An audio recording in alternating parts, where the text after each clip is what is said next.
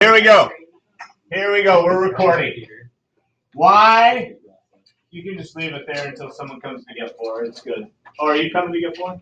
Awesome. Why did America join the Colonial Empire Club at the end of the 19th century? Why did we change from not joining colonies to joining colonies? To having colonies, to trying to get more land? Imperialism? Money. Yeah, but why? There were actually 5 reasons, and we went through most of them in those letters on whether we should have annexed the Philippines. But the first reason, and one of the most important, and really the reason we make most of our political decisions in the United States, are our commercial or business interests. We had a ton more foreign investments. We had a ton. We just coming off this Gilded Age and the progressive movement, and we were looking for new markets, where to sell our new goods that we've created in this huge manufacturing boom in the United States. So, like for these notes, I would just put reason 1 for imperialism, commercial and business interests. That's really all you need to know for that, right? Number 2 were military and strategic interests. During this time, we needed to control a ton of islands here so that we could set up coaling, C-O-A-L-I-N-G, coaling stations. That was basically a boat gas station, right? And we had to have a strong presence in the Pacific. Alfred T. Mahan wrote a book called The Influence of Sea Power, and he says, those who control the oceans control the trade, okay, and control what happens to you. So he was a big proponent of expansion into the Pacific to make sure that we had control of the Pacific for security and for trade. So military and strategic interests. Control the sea was key to world dominance, build a large navy, defense bases. We went from in 1898, we had the 5th strongest navy. By 1900, 2 years later, we had the 3rd strongest. So 2 years, 2 places. The third reason we went to this imperialism thinking was social Darwinism. Okay, the idea of the white man's burden. The white man's burden is to spread our culture, spread the white person's way of life throughout the entire world. Here you can see the white guy carrying the savage kid up to the schoolhouse. Or this picture shows how all the other races led to, or the Caucasian being the most important, or the strongest, the smartest, the most civilized. Did we get that? That's got me. Roosevelt and Lodge said the U.S. must colonize, must go out and spread so that we can survive competition between the modern states, I mean countries. Remember, what was the country that was mentioned in our readings in the simulation about whether we said the who? The Germans. If we don't take the Philippines, the Germans might, and that would be really bad for us. That would be really bad for us. So Roosevelt and Lodge were big imperialists, is all you need to really know about that. Just that they were imperialists. Not everybody was imperialist. Carnegie and Mark Twain were very anti-imperialist, but we'll get to that. The fourth, religion. Religion and missionaries. We needed to spread the word of God. That's what God has directed us to do. That's what the Bible tells us we must do. Many churches are still active in the missionary process today, sending missionaries to Africa or to China or to Asia to try to convert people to Christianity. So the fourth reason is really religious. We have to spread, Josiah Strong, I think he was the one that wrote one of the letters, right? Spread religion and civilization and democratic values to these backward people. Strong was part, just again, that we need to spread the word. I just redid all these links and they're not on here. That's fine. Finally, the fifth reason is we had no more frontier. We had settled all the way to the Pacific Ocean. We have reached our manifest destiny. Well, when the manifest destiny stopped at the Pacific or at the Pacific coast, when we had settled this 48 states, there was a desire, there was an idea that no, we need to go beyond that now. It's our manifest destiny to spread even farther west. We need to get more colonies. We need more land. That's what our freedom is based on. Yeah. Why didn't we just like Canada? Because it was controlled by England at that time, and we didn't want to get into a huge war with them.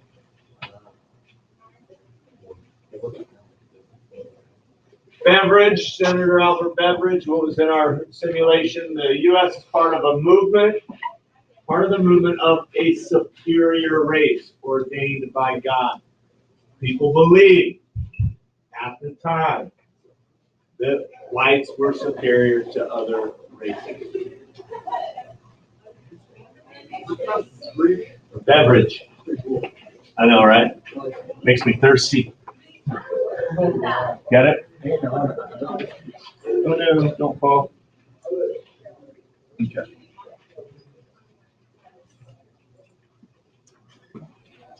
So here we're going to go through some of this colonialism, some of these things that happened in the United States that led to the idea of imperialism or colonialism. The U.S. and German navies nearly engaged in battles over the Samoan Islands. It was resolved with a treaty. Basically what was happened was everybody kind of saw the importance of this island, especially Germany.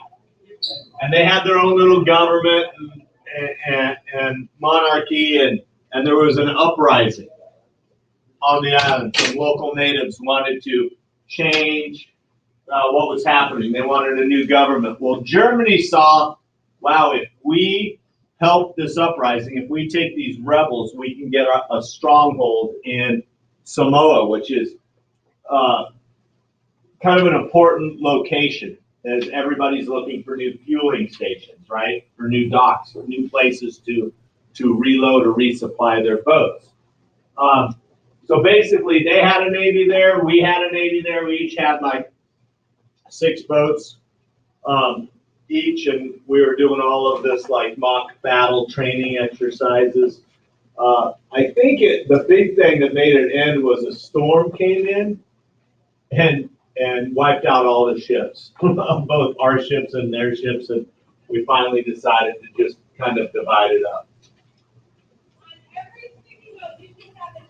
Venezuela, there was a kind of a fight between, or an argument between the Britons, the British who had Guyana and Venezuela. Like, where did British Guyana, or today it's just called Guyana, where did that end and where did Venezuela start? There was kind of a solution along this mountain ridge, but then to the west of the mountain ridge, they found gold. So England said, no, we get all that land too. Finally, the United States butted in, part of that Monroe Doctrine saying that you can't set up new colonies in the U.S. We came in and Britain was fighting this Boer War, and Canada was a little vulnerable, so they agreed to the previous borders. On each of these slides, it has a little more here. Click, we're going to do something with that later today. In Japan, Commodore Perry opens up Japan. The Treaty of Kanagawa in 1854 opens up 2 ports in Japan for trade with the United States. The Gentleman's Agreement of 1908. So people in the United States were getting mad that so many Asians were coming over here, afraid they were taking their jobs. So the San Francisco School Board said that we need to separate the Asians and the whites in schools. We're going to separate. Japan took huge offense to that. So there was like this huge conflict. Japan wasn't letting people come to the United States to work anymore, so that part was good. But Japan was getting Japanese laborers were getting passports from like Hawaii or Canada or there were a couple other, and then they were coming to the United States to work, and the United States wanted to stop that. Japan was like, hey, you still got to let some of our workers over. Let's figure it out. But the school board said we're going to separate. Finally, everybody got together and said, listen, we're not going to let any more Japanese laborers from anywhere, no matter what passport they have. And then we'll resegregate the schools. We'll have the Asians and everybody else come back to school together. So just gentleman's agreement in 1908. Alaska, Secretary of State Seward, can't remember his name, William Seward bought Alaska from the Russians for $7.2 million. Everybody thought he was an idiot. He bought it for about 2 cents an acre. Nobody knew anything about Alaska other than it was like just frozen tundra. Turns out there's a ton of first gold there, and that sent a huge gold rush up to Alaska. Then the oil that they found then turned out to be, other than the Louisiana purchase, probably one of our best purchases as a country. Hawaii was the crossroads of the Pacific. It's kind of right in the middle of the Pacific Ocean. Here's one of the first church built in Hawaii. This was our view of Hawaiians during the time. It becomes a U.S. protectorate or kind of overlooked, kind of guide, not quite a colony of Hawaii through all these economic treaties that we signed.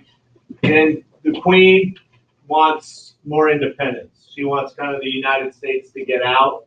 They want their own independence, their own freedom. We have some huge business interests in Hawaii. The McKinley Tariff of 1890, sugar gets taxed, and since if it's an import, it's going to get taxed heavily. Since Hawaii is not part of the United States, even though it's owned, the sugar plantations are owned by American businesses, right? They still get taxed, and they didn't want to get taxed. So there was a movement to make Hawaii a colony so that we could get rid of this tariff on American companies.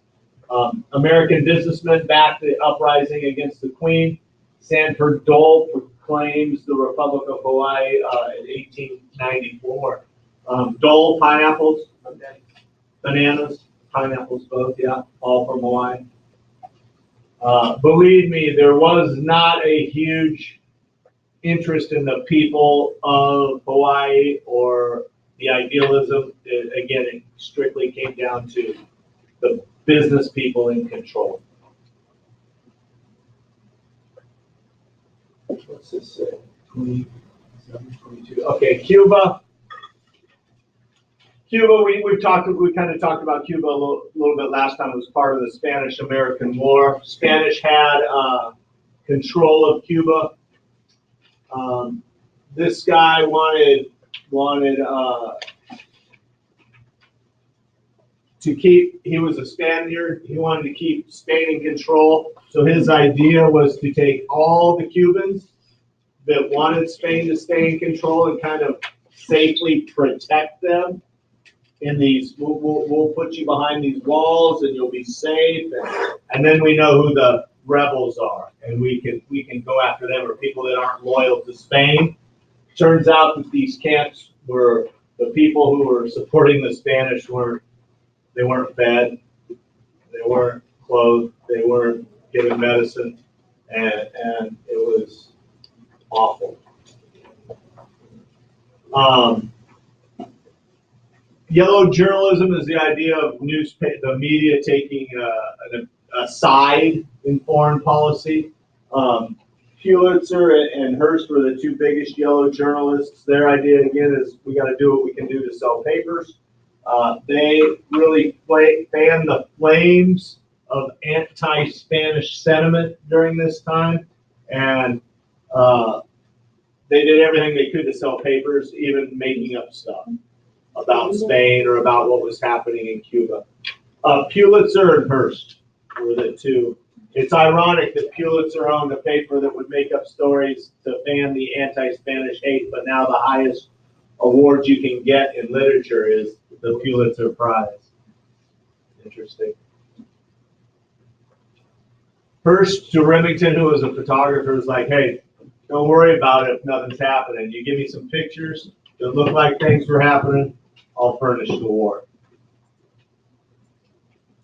So the DeLone letter was, he was the Spanish ambassador to the U.S. He was a Spanish representative to the U.S. He criticized McKinley as weak and a bidder for the English crown, like he just wanted to suck up to England. This letter became public. Everybody kind of agreed with those two things, but when somebody else says it, right, we got all mad at Spain again.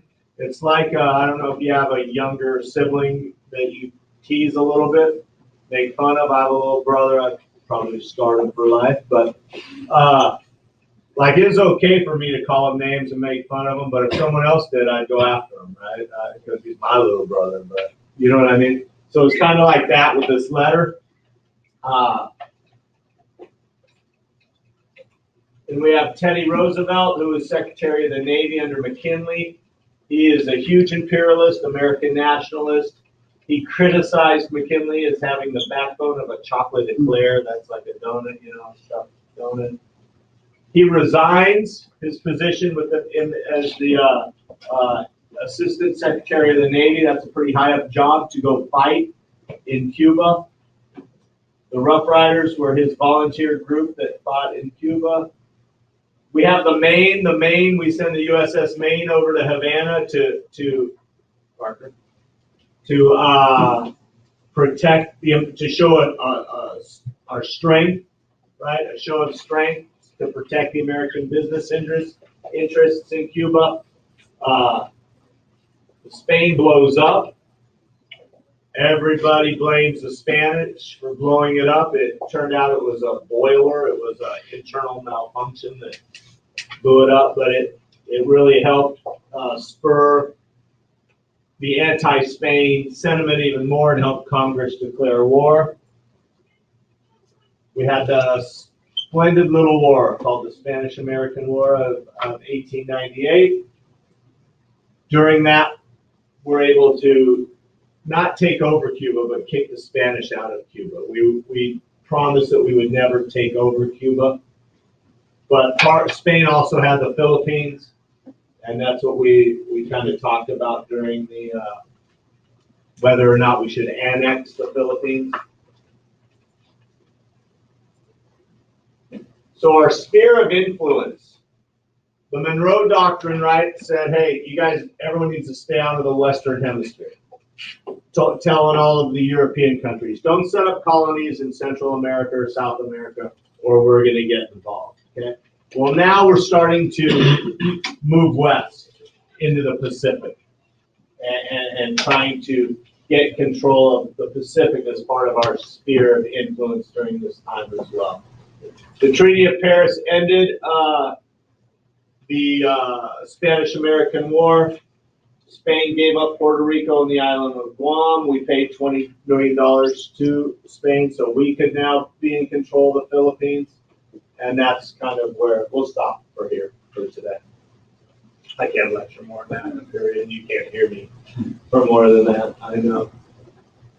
We'll finish it up next time, but today we still have a reading quiz, and then we're going to have an assignment that kind of goes with this PowerPoint now that we have our Chromebooks here. Of course, I have to upload that. Huh? You don't have to. If you're ready, great. If you're not, if you're ready for chapter 9, the one you missed, Yeah. you can take that. But hold on, let me stop recording.